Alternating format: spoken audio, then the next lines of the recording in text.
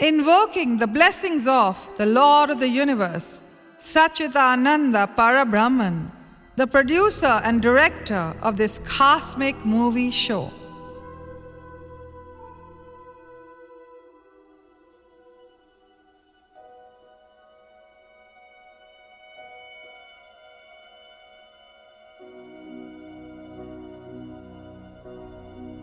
This film, Who Am I?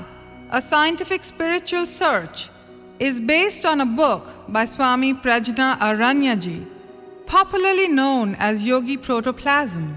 He is a spiritual scientist and a disciple of Ramana Maharishi and Yogi Rama. He teaches deep Vedantic truths simply with science and conducts intensive meditation retreats, inspiring seekers to attain self-realization. An austere yogi, he has been living only on milk from the last 35 years. When you ask him why he calls himself Yogi Protoplasm, he shows you cells under a microscope. And what is each cell made of? Protoplasm. All plants, animals, human beings, insects, bacteria, etc. are also made of protoplasm. Protoplasm is one but has taken the shape of many forms. Its description is similar to that of Brahman. Through the discovery of protoplasm, scientists are corroborating the Vedantic principle that there is one soul in all, whether you are rich or poor, black or white, male or female. There is a unique unity behind the baffling diversity. Lesson: cultivate divine vision and learn to see the one behind the many by radiating cosmic love and living in the spirit of Vasudev Kutumbakam, that the whole world is one family. Yogiji has taught us to prefix our divine name Sat Chit Ananda before our earthly names so that we remain humble and don't fall in the trap of name and fame. The body is a perishable cage, and however rich or famous it may become, it will certainly disease and die one day. So by affixing Satchidananda before our earthly names, our focus will remain on the imperishable soul, which is one in all. Join me on a scientific voyage of self-discovery. Our ancient yogis were just like modern scientists. They raised questions like, who am I? Where did I come from? Where was I before I was born?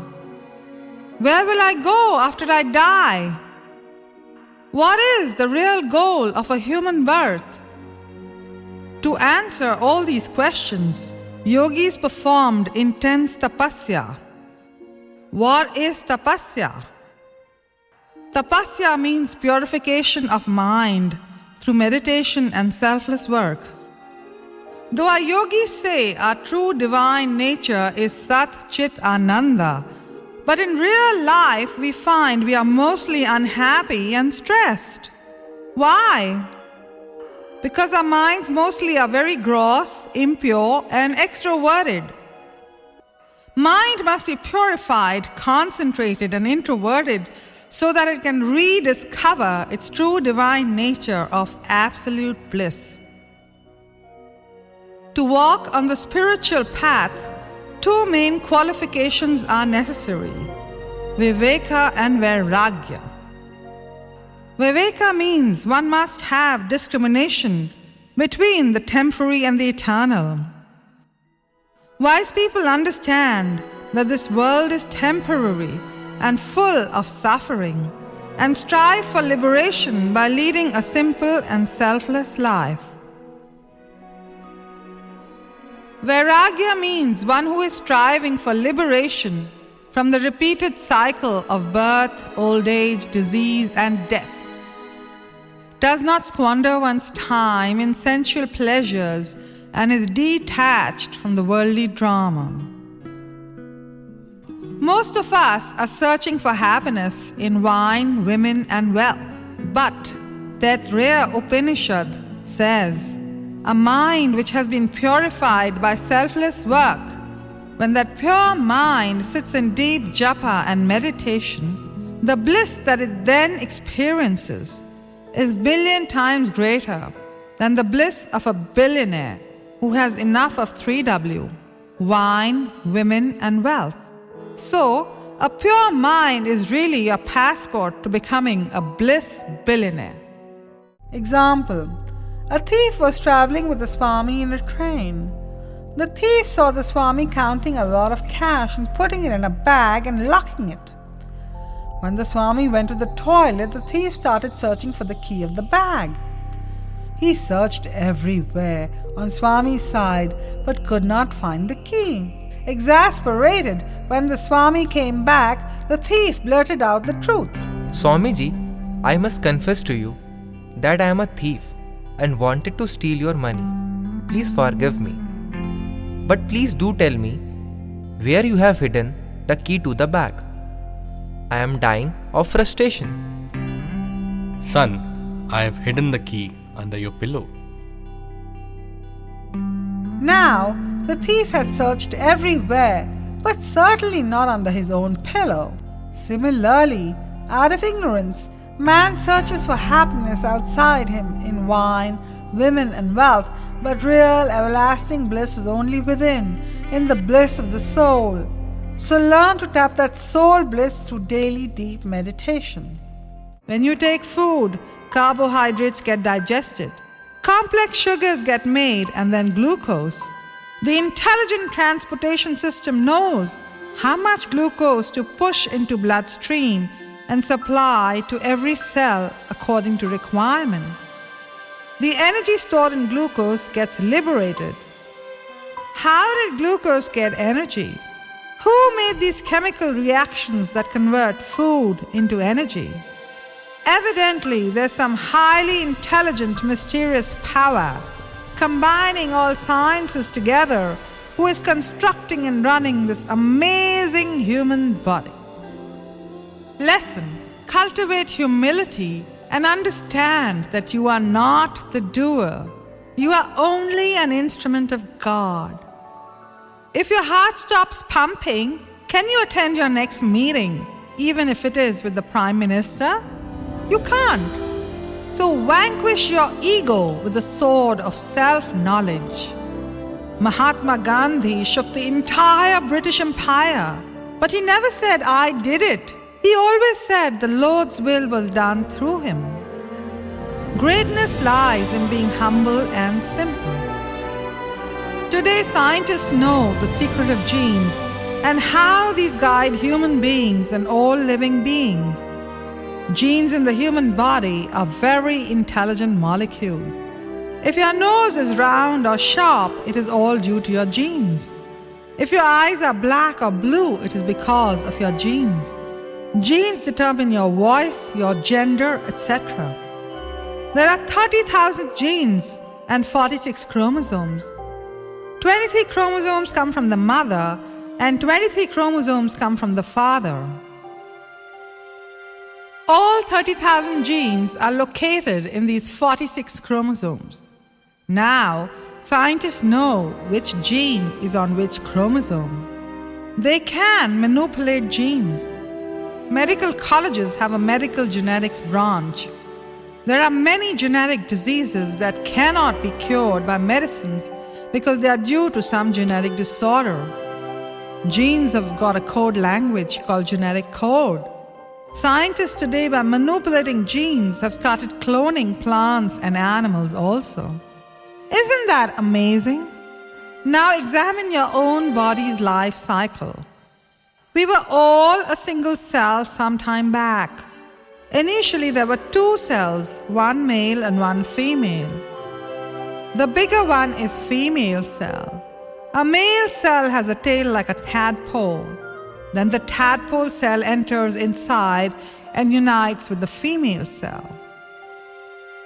Zygote is formed by the union of two cells. Then the cells start dividing. 1 becomes 2, 2 becomes 4, and 4 becomes 16. Multiplication of cells starts and trillions of cells are formed. They arrange themselves in a very systematic way. Who is guiding this systematic formation which leads to a baby being born? At embryonic stage, all living beings look alike. When they grow, they become different due to genes. There is a universal law that governs all living beings. Who designed this genetic code language? Who designed millions of species? Who designed the spectacular variety of birds, animals, insects, etc.? According to yogis, a single mysterious power called Sat Chit Ananda Paramatma is running this cosmic movie show. In Bhagavad Gita, chapter 10, Lord Krishna is asserting, I am the producer and director of this cosmic movie show. I am there in every living organism. Manomaya Kosha. How to make the mind still? A still mind means a thoughtless mind. Swami Vivekananda gives some methods in his book Raj Yoga on how to still the mind. Buddha Bhagwan also gives the same method. First step: sit calmly and close your eyes. Don't try to control your thoughts. Simply observe your thoughts. Keep reminding yourself, you are not the mind, you are not the thoughts. You are Sakshi Chaitanya, the observer of the thoughts. Simply observe the good and bad thoughts as they arise in the mind. This exercise, called Manovikshana, appears to be simple but is very difficult, because we have developed the habit of associating ourselves with our thoughts from so long. But regular practice will help you make the mind still. Mind works at 4 levels. Level 1, I am, or sense of I and mine. First attachment starts with the perishable body, my body. Then my husband, my son, my money, etc. If something happens to your husband, you are shattered. But if something happens to neighbor's husband, you are not bothered. So root cause of all sorrow is attachment. Destroy this eye disease with the sword of self-knowledge. Level 2, Chitta. Mind works at level of Chitta and converts thoughts to Chitta Vasanas like a recording in a CD. Thousands of pictures and voice can be recorded in a CD and pen drive. Chitta is something like that, but far more superior and can record millions of birds. For example, there was a lady in Bulgaria. She was blind, but she had the ability to read the mind of other persons. A parapsychologist called Lisnow came to this lady to test her. He made a record of all her predictions and verified whether they came true or not. She told someone that he would have a male child, and after 2 years, the baby would be murdered by someone who lives close by. And it happened exactly like that. Police found the murderer living close to the baby's house. So though this lady was blind, she was able to read the entire script of the person standing in front of her. Now, where is all this information written? Yogis say it is written in the Chitta Vasanas of people and operates something like a CD-ROM. Just like pictures and sounds are recorded in a CD-ROM, Chitta Vasanas record a person's script according to his past karma. Chitta Vasanas manifest in forms, and thus this lady was able to recognize all the Chitta Vasanas and foretell the future. Level 3, mind, where thoughts arise due to Chitta Vrittis. Level 4, intelligence, plays discriminatory role, decides what to do in any situation. Spirit of inquiry. Scientists are researching on mind and getting new knowledge. Vivekananda says all knowledge comes out of samadhi or superconscious state. Example, Archimedes discovering law of specific gravity. A king had a gold crown made. The king was suspicious that the blacksmith had put a lower base metal in the crown. The king asked his court to find a solution without destroying the crown. Archimedes was a famous inventor of his court. He tried to find an answer. One fine day he entered a bathtub and water overflowed. He jumped out shouting, "Eureka! Eureka!" He got an idea that revealed to him how much base metal was in gold. That day he jumped out of tub and ran naked in joy. He was unaware of the world around him. Yogis call this state Bhava Samadhi. When he reached Bhava Samadhi state, answers automatically came to Archimedes' mind. Siddhartha was a prince and had everything possible materially. He had a palace, a beautiful wife and son, and could have spent his whole life partying. But he saw old age, disease and death, questioned life and did research on sorrow and how to overcome it like a research scientist. He also had a great spirit of inquiry. The ability to inquire about the ultimate truth of life makes the human being uniquely different from all other forms of life. One must have a spirit of inquiry. Scientists have sent spacecrafts to moon and beyond and continue to build bigger machines to find the God particle.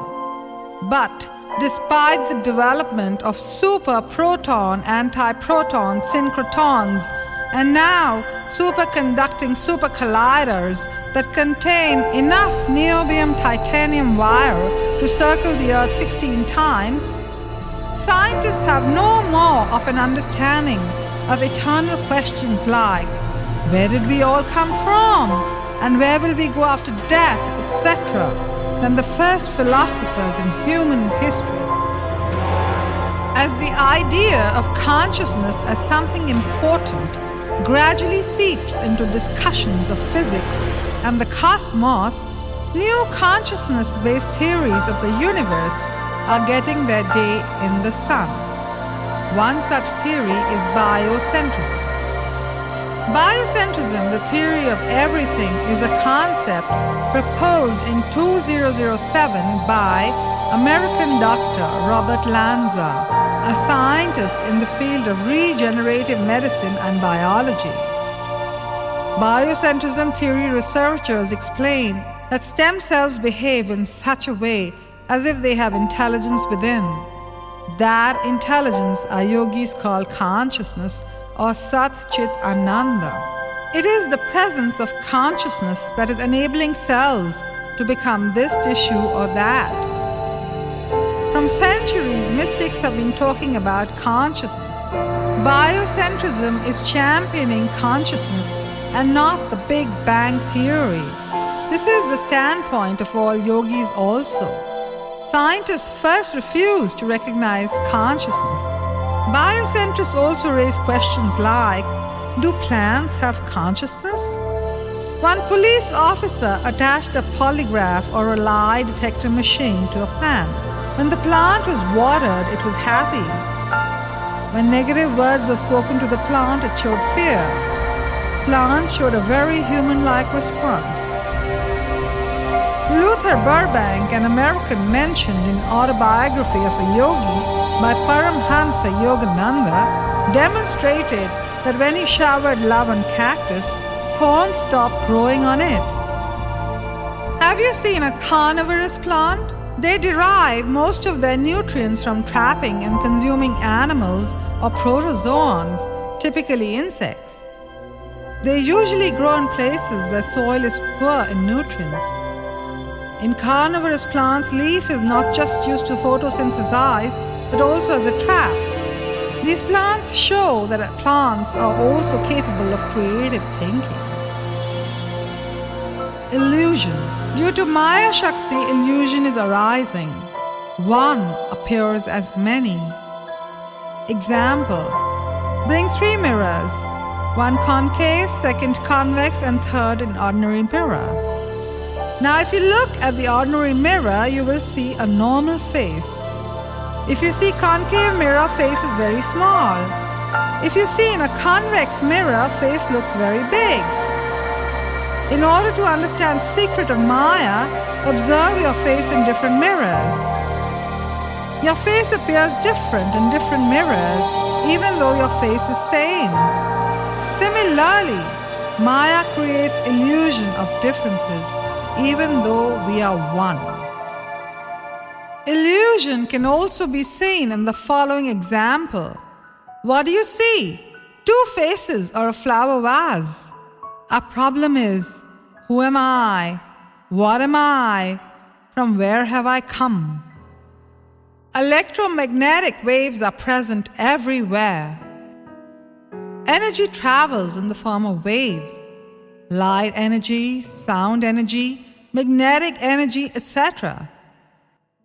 Scientists have found that all these different energies differ in wavelengths, and all different energy waves are together known as electromagnetic spectrum. The smaller the wavelength, the greater energy associated with them. So a single energy is manifesting in wide variety of energy manifestations. Vedanta says there is a unique unity behind the baffling diversity in the world. Electromagnetic spectrum is a spectacular example for this Vedantic principle of unity in diversity. This Vedantic principle is observed at all levels in the universe. Brahman is one, and yet it manifests in all diverse forms, visible and invisible. The Gita extols the virtues of oneness, Vasudhaiva Kutumbakam, that the entire universe is one.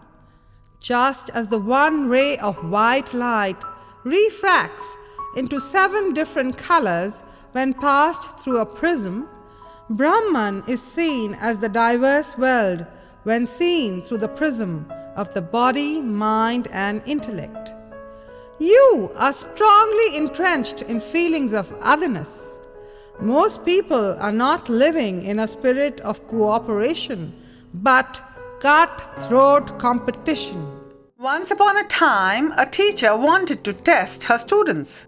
She held a feast for them. The happy students sat down on the table. The children said their prayers.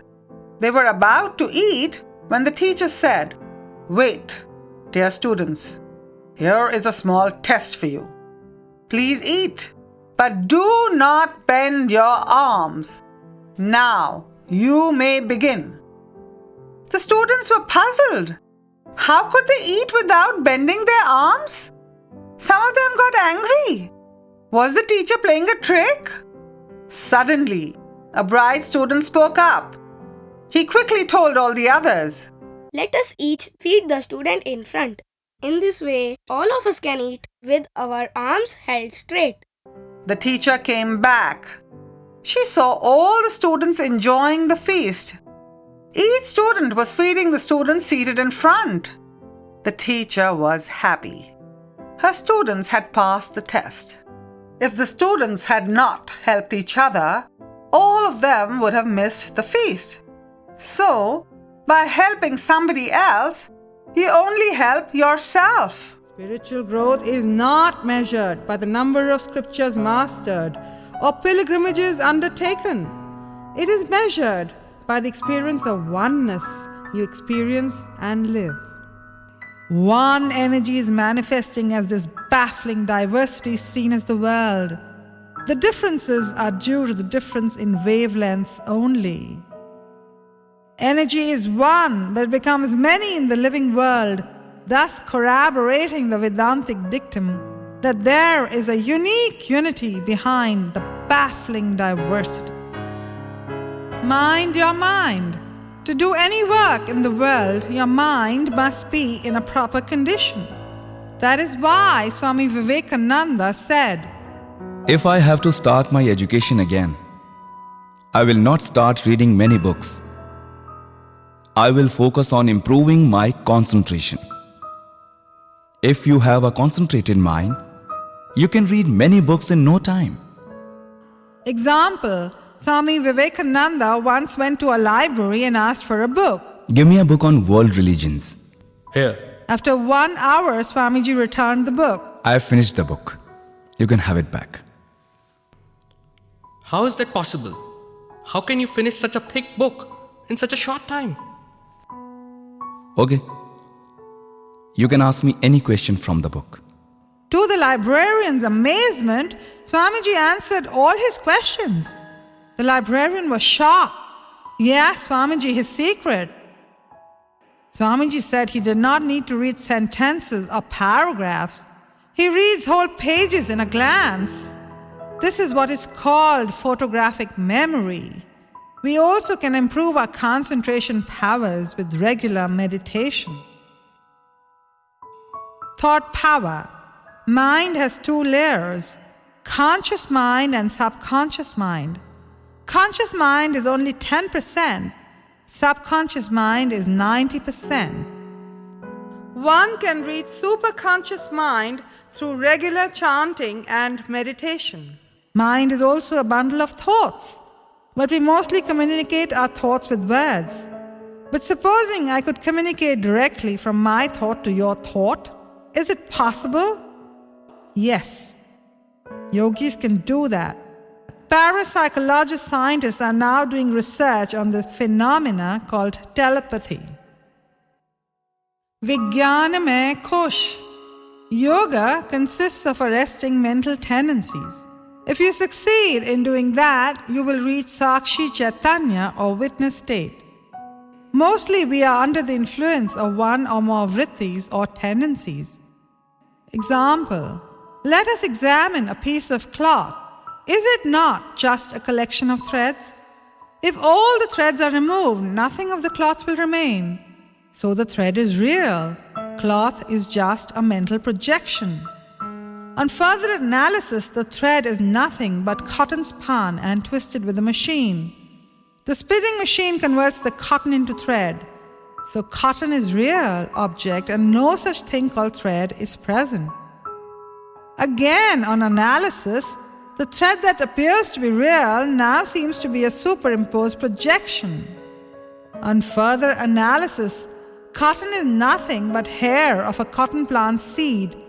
And what is this hair-like structure? Nothing but cell wall. And what is this cell wall? Nothing but cellulose, according to a chemist. And what is cellulose? Nothing but a collection of 3 atoms: carbon, hydrogen, and oxygen. So, on analysis, the previous thing that appeared to be true becomes unreal and false. Now, if we go still deeper, what are these atoms? Nothing but energy waves with different wavelengths. This energy is being given different names: atom, cellulose, cotton, thread, and cloth. So, energy alone is real.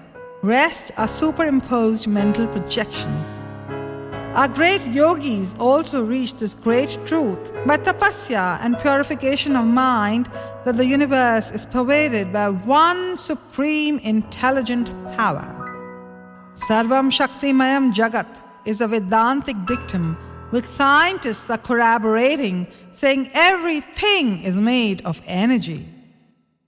Since millions of years, sun is radiating energy. Earth rotates around sun in exactly the same field. Who is regulating these laws? Who is the lawmaker? If you examine subatomic particles or galaxies, everything is governed by mysterious laws. Scientists like Albert Einstein have also reached the same conclusion that all matter is nothing but energy. Energy alone is real. Example, Prime Minister Modi is speaking in Delhi, but through TV you can see him anywhere on the planet. His form is reduced to waves, and waves can travel everywhere. Thus his form can appear in crores of houses through TV. Now take a magnet. a magnet has a positive and negative pole through which it draws to itself pieces of iron or steel within a certain range. When a magnet is rubbed against a piece of non-magnetic iron or steel, the latter also becomes magnetized. Human beings can also get magnetized through close contact with magnetic personalities for whom they feel great reverence for. Great saints like Ramana Maharishi and Yogi Rama, who were mostly in silence, had the power by their very presence to dispel doubts in their devotees' minds. Take the law of diffusion. Diffusion is the net movement of a substance, example an atom, molecule, etc., from a region of high concentration to a region of low concentration. Now open a perfume bottle. It'll diffuse scent because molecules are traveling. Similarly, magnetic waves can also travel. A hologram is a three-dimensional picture made from laser. Doctors of the future can train on holograms. Universities in America are partnering with Microsoft to bring HoloLens to classrooms. Designed to merge virtual with reality, HoloLens uses cameras and sensors to project interactive holograms onto the real world. Holograms can show internal organs in 3 dimensions and test knowledge of medical students. Isn't that amazing?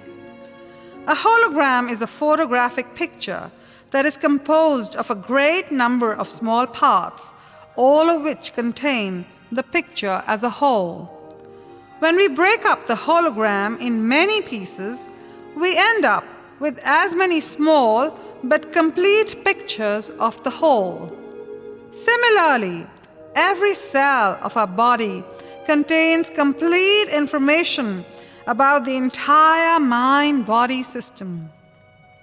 Each of the 100 billion cells that make up our body contains complete version of the original DNA that was the source of the entire body. Similarly, according to Upanishads, the individual soul is nothing but a kind of mirror or hologram of the universal soul or Brahman. Each individual soul thus contains the cosmos as a whole. Take any cell, it has a nucleus and genes. A human cell has 30,000 genes.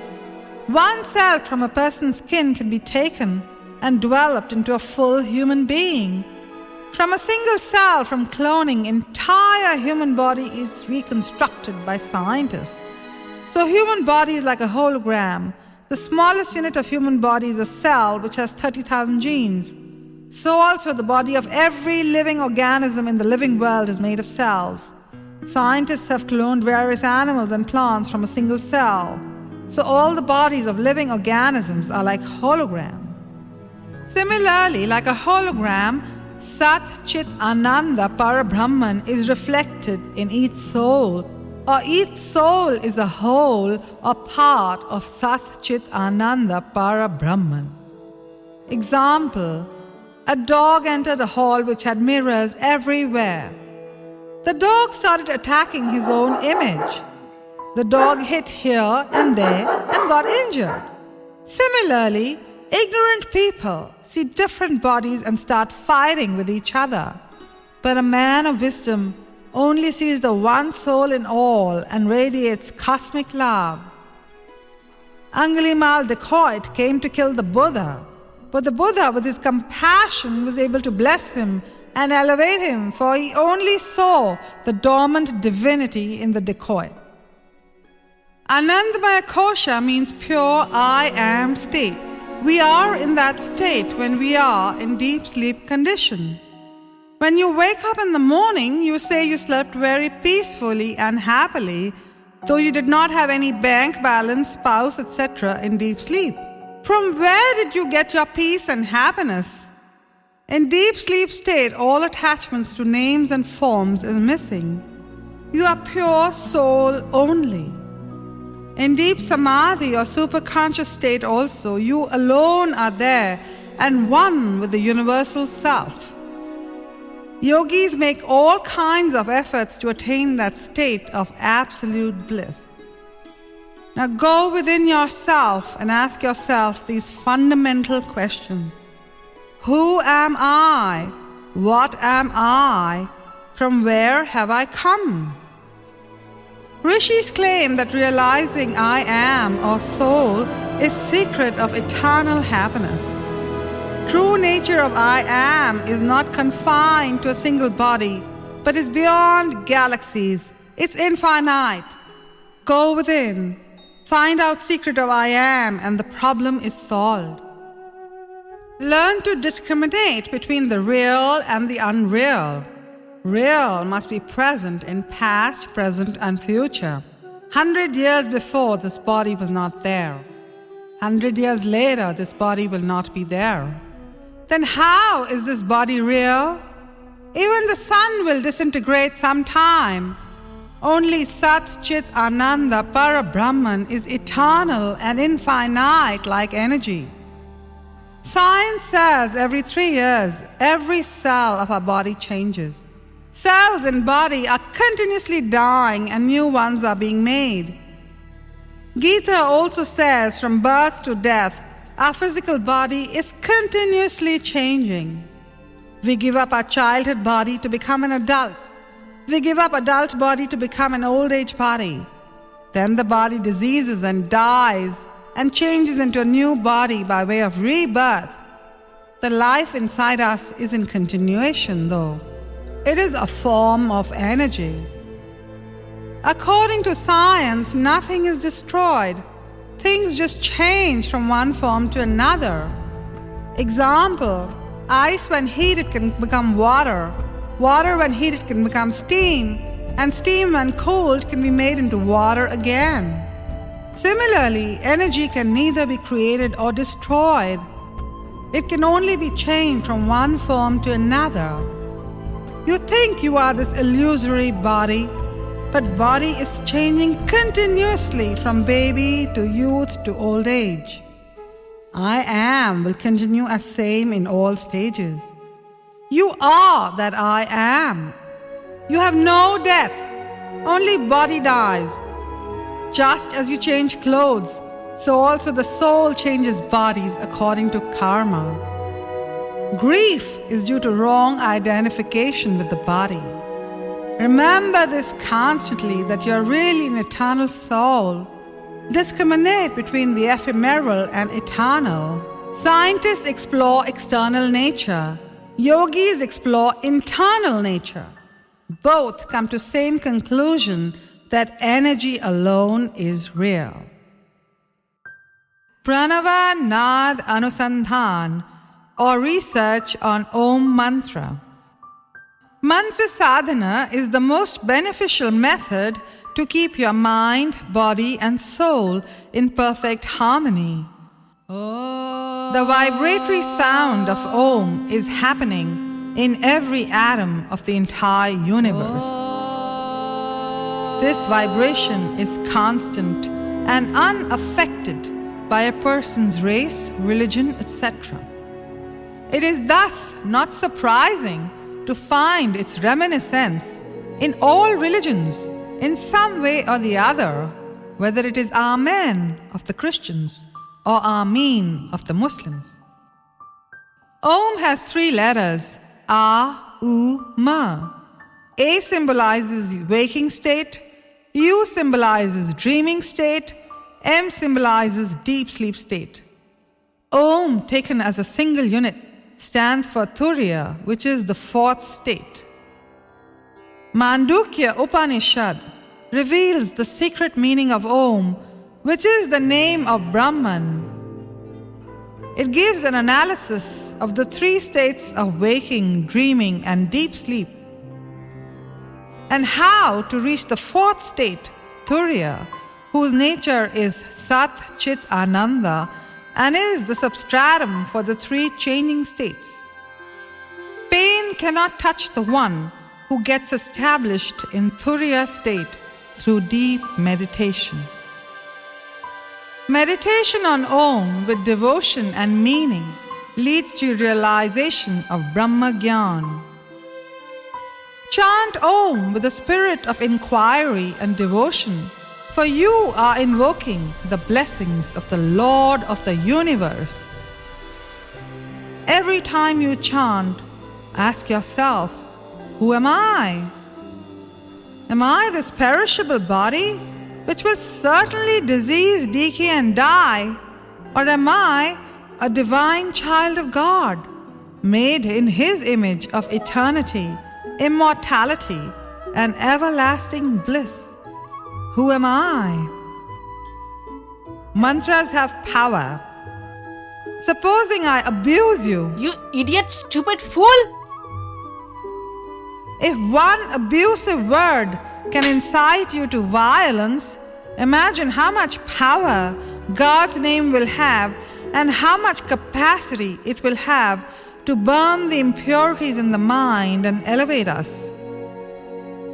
Bhagavad Gita chapter 8 says, uttering the one syllable Om, the symbol of Brahman, and contemplating on me, he who departs leaving the body attains the supreme goal, moksha or liberation. Meditation destroys all causes of sorrow, for the root cause of any sorrow is attachment to the perishable body. So chanting of Om helps to break attachment to the perishable body and helps one to attach to the soul whose nature is Sat Chit Ananda. Once established in one's soul blissful nature, one learns to watch the ups and downs of life like a drama and be mentally unaffected.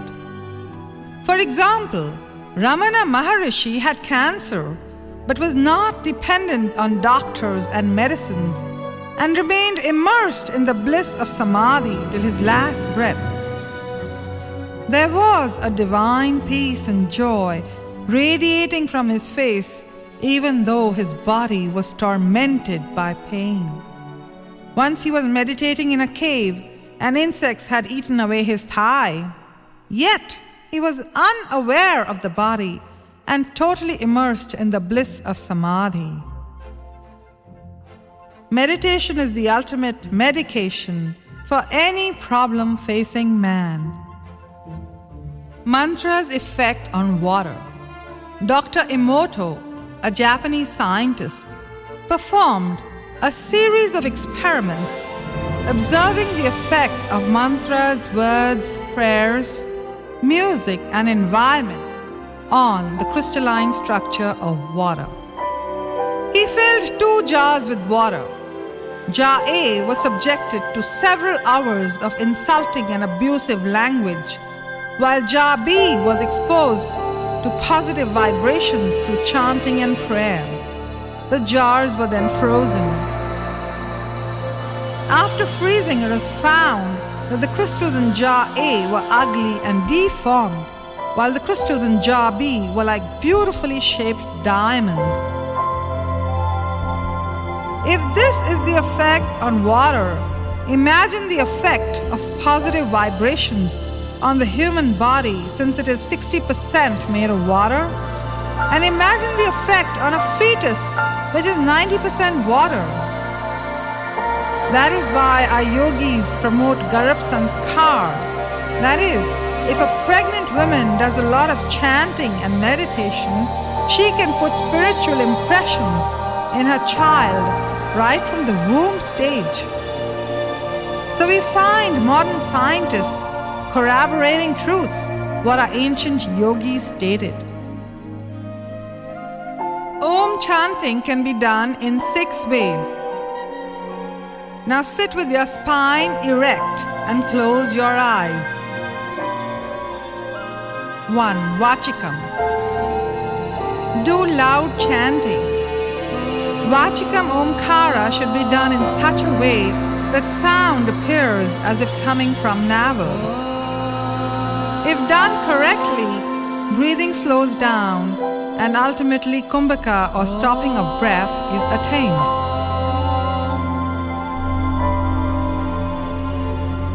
Second step, Upamshu. Repeat the mantra without making an audible sound while making an O shape with your lips. Third step, Chitta-japa. Chant the mantra mentally. If your stomach goes inside and breath almost stops, then you have attained natural kumbhaka. It means you are chanting correctly. Mental chanting is considered the best, but is the most difficult, as the monkey mind tends to wander. Fourth step, Anahatanad Anusandhan. Do the Shanmukhi Mudra. Plug your thumbs in both ears, 4 fingers on eyes, middle finger below the nostril and rest on mouth. In this mudra, external noise is totally cut off and you are able to listen to Anahatanad or sound of Om as it is originating from inside. Upanishads describe that Anahatanad is continuously going on inside, but we are not able to listen because our minds are totally extroverted and impure.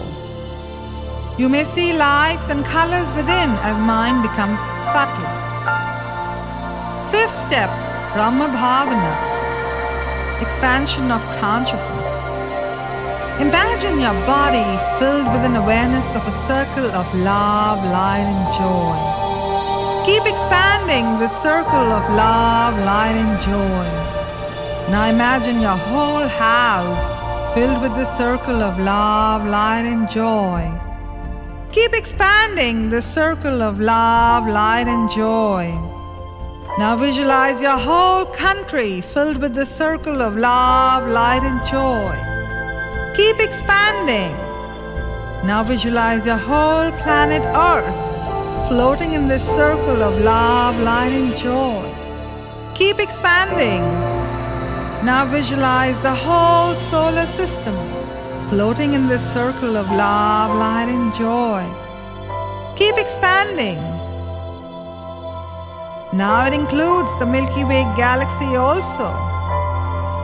Awareness, awareness, awareness everywhere. Keep expanding. Awareness to include Andromeda and other galaxies also. The entire universe is filled with awareness. Lesson. Your Divine Father is the circle of love, light and joy in which worlds and galaxies are floating like bubbles. You and your Divine Father are one. You and the infinite are one. You are not this perishable body subject to old age, disease and death, but pure awareness which permeates worlds and galaxies. You are a part of Sat Chit Ananda Parabrahman. Keep reminding yourself that you really are a divine, eternal soul, full of bliss, peace and cosmic love. Sixth step, Prajna Pratyavikshana. This is an open-eyed meditation. Keep your eyes open. Don't look outside. Look within. Center your attention on awareness. Remind yourself that you are awareness. Observe the observer. If you succeed in this meditation, the objects outside will appear hazy and finally disappear.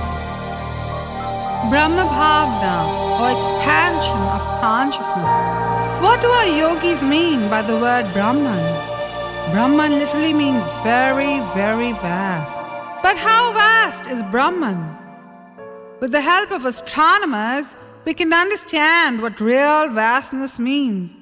Should we say Brahman is the size of the planet Earth? But the Earth is only a small planet and part of the solar system. Is Brahman as big as the Sun? But Sun and solar system are very small compared to a galaxy. Sun is also a medium-sized star, and they say there are 100,000 million stars in our galaxy called the Milky Way galaxy. 100,000 light years is the diameter of the galaxy. What is a light year? Light travels at the speed of 300,000 kilometers per second. You must travel at that speed for 1 year to be able to measure a light year. But scientists have discovered other galaxies also, other than our Milky Way galaxy. The nearest galaxy, they say, is Andromeda. Andromeda is only 2 million light years away and is double the size of our Milky Way galaxy. Hubble telescope seems to be discovering newer and newer galaxies. So scientists are now concluding that the universe is expanding. They seem to now understand the term infinite because they cannot find the end of the universe. Vedanta has also described Brahman as infinite. So now you can try and understand the vastness of Brahman. Modern scientists also talk about very, very minute things. Take a centimeter. It has got 10 millimeters. If you take 1 millimeter and put it under a microscope, you will see a micrometer, which is 1,000th part of a millimeter.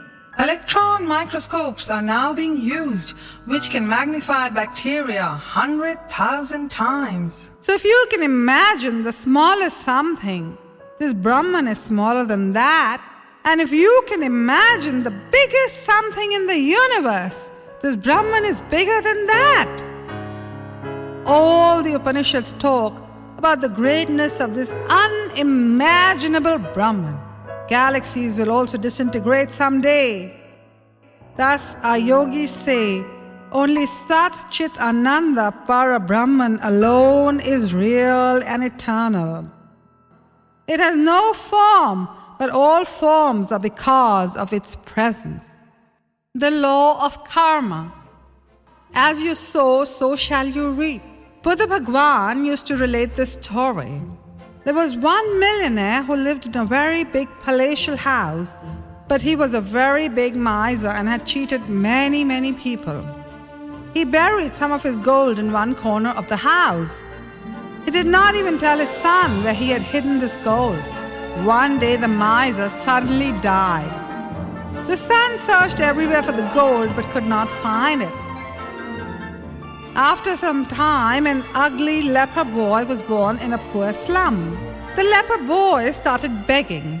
One day the boy by chance came in front of the same palatial house in which he was a rich person in his previous life. By God's grace, he recollected his past life and went inside the big house and started telling his son that the house belonged to him. Beat this boy. Throw him out. Buddha Bhagwan happened to be passing by and intervened. Stop. Do you remember where you have hidden gold in your past life? Yes, I will show you. Here, it's under the bed. So it is proved that the slum boy was indeed a millionaire in his past life. But why was he so poor and wretched in this next birth? Because he had been very selfish, cruel and mean. He had been demoted in his next birth. No one can escape the law of karma. As you sow, so shall you reap. If everyone understood that by harming somebody else, he's only harming himself because one soul pervades the entire universe, no one would harm another, and all crime and corruption would stop on this planet. But because people are ignorant of the law of karma, their reincarnation theory and self-knowledge, crime and corruption flourish on this planet. Most people are religious but not spiritual. They quarrel over religion, but there are infinite ways to the infinite. They do a lot of pujas or pray to fulfill some worldly desire for a son or money, etc., etc. That is called commercial devotion, trying to do business with God. Spirituality, on the other hand, implies living a simple and selfless life and seeing and serving the one Lord in all, whether rich or poor, male or female, white or black, healthy or sick. What is the root cause of worry? It is your short-sighted vision. Expand your vision about yourself about life and this universe. This universe has been there for at least 19 billion years and is a part of a billion galaxies. If you observe the cosmos, our solar system is like a small dot. There are billions of galaxies, and one among them is our Milky Way. So the Milky Way is very small, and in that is our planet Earth, and in that there is you. Then why do you give yourself so much importance? In this universe, your planet is insignificant, and you are even more insignificant. You may think you're a hero, but you're not even a zero. In millions of years, billions of people have walked on Earth. There are 7 billion people on this planet today, and many are being born every day and many are dying. When you see your life from this bigger context, your worries fade into insignificance. Why are you so obsessed with I, me, mine? Attachment to the perishable body is the root cause of all misery. My money, my family, my property. But even this body is not yours. It will certainly be burnt to ashes one day. Hardly 80 years you live on Earth. Out of that, half your life is spent in eating and sleeping. What is 80 years in terms of eternity? When you expand your vision, all your worries will disappear.